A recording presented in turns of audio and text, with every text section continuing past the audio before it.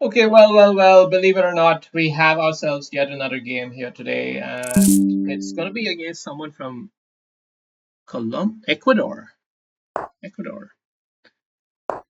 Ecuadorian Abaca pulp is really, really good quality. You get the E2, E3, E4, E5 raw fibers, which they mix pretty well to make a good slurry that makes for good paper making. If anyone's interested. If anyone's interested.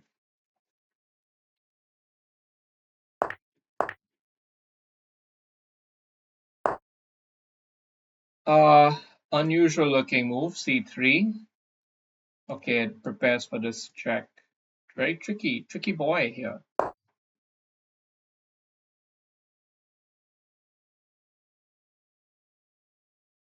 Just to reassert, knight captures, queen check, winning the knight.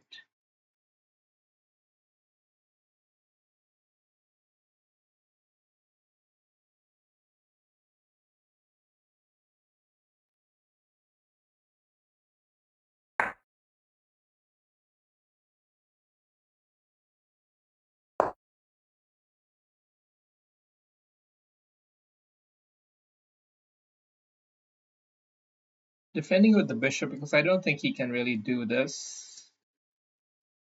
Doesn't really do enough.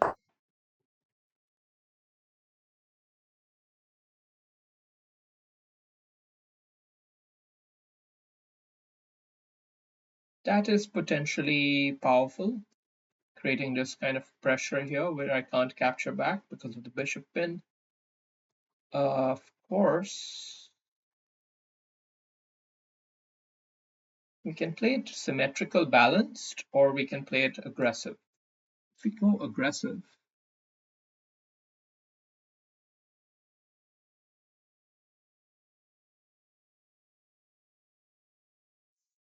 I'm going to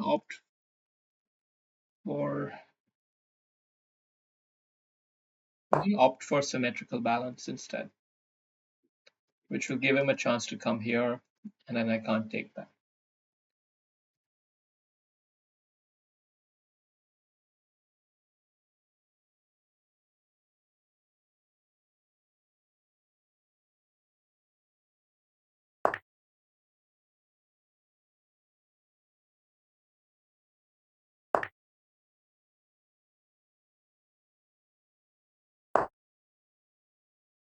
Now we do have this potentially to be taken, but do we want to allow?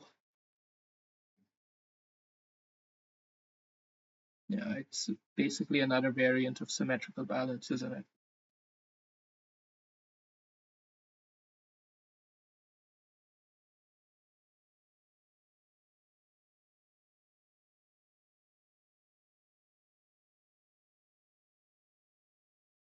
Yeah.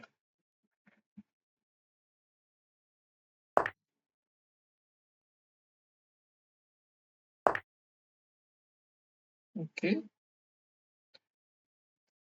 So what's next? Bishop here is very likely. Queen here feels pretty good. It's always a good square. Whenever you have this opportunity to get your queen into this stuck c7 square, it's usually pretty good. And we're also going to be conservative with this bishop because, well, there's not much scope elsewhere anyway. Now, should we give him enough room to just keep expanding? Yeah, let's prioritize king safety and castling and all of that. Also got to prioritize time now.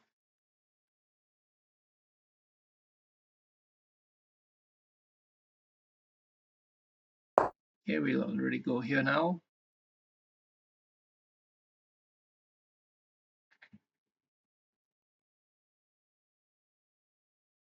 The only thing I don't like about this is I'm not sure what to do against b4, because if I capture here, he does end up with these two slightly outer pawns, which might be problematic in the long run.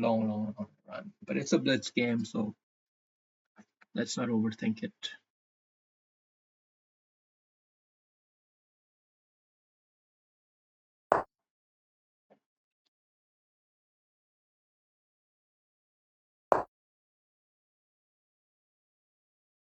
going to come out of the firing line and pretty much prepare this move. And come back here, prepare that move as well.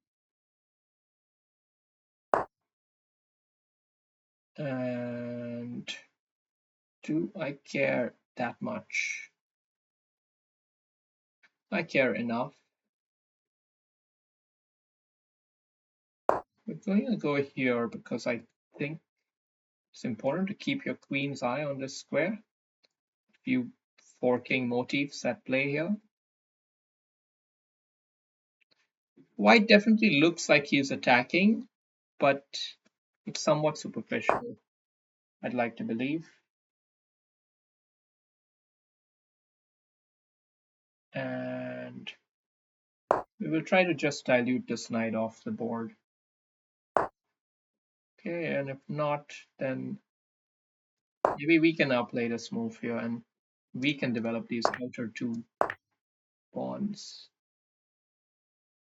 which gives a small long-term advantage.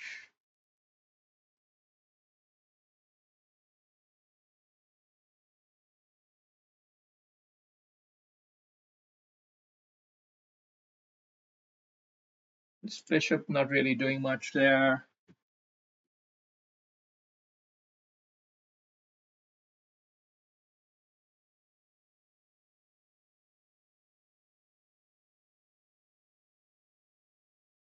Yeah, it's difficult for white to make good moves here, it seems like, but he shouldn't be playing this slowly. It will backfire. Now the time alarm has rung, so he's probably going to spring into action and play a move, but he's just frozen here. Frozen. That's not a good sign. It's not good for the game either. We want to see action. We don't want to see this. It's pointless. It's pointless. What's the point? It's like the season finale and it's a letdown. That's what it's like. Okay, anyway, we see a stellar game, 96 versus 94. Could have been one of the all-time greats, but our opponent decided to not play the move later on. We had some... Okay, so here I decided to play with the safety first approach, but this was, I guess, another variant of that safety approach. Safety first mechanism.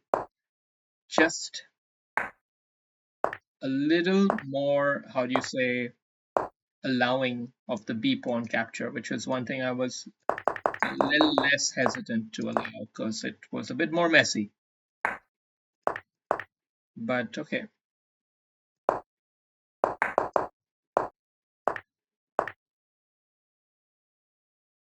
And here, going with the tango is better. So keeping it double-edged. Okay.